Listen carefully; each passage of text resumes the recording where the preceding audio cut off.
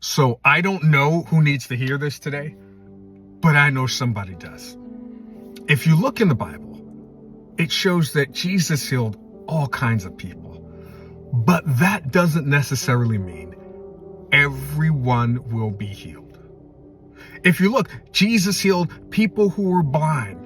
People who couldn't see were suddenly like, I'm going to get a driver's license. I'm going to watch a 3D movie. All kind of healing for blind people. People who couldn't hear suddenly were able to hear. They were like, now I'll know what all this Swiftie stuff is about. People who could not walk, he literally made them able to walk again. He made the lame walk. And he literally raised people from the dead. However, when the Apostle Paul, someone whom we can all probably agree God loved, came to God and said, hey, can you take this thorn from me? God said, hey, my grace is sufficient for you.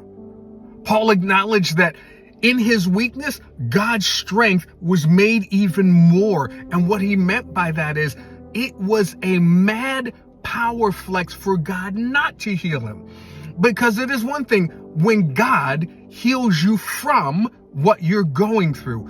It is a mad power flex when God doesn't heal you from it, but brings you through it. It is one thing to say, hey, now this issue, this problem that I've had before, I don't have it anymore. It is another thing to say, I had it, I didn't get rid of it, but God saw me through it. And there are people who may not experience healing from an emotional problem, from a physical trauma, from a mental issue. But there are people who all they have to do is ask, and God will see you through it all day long.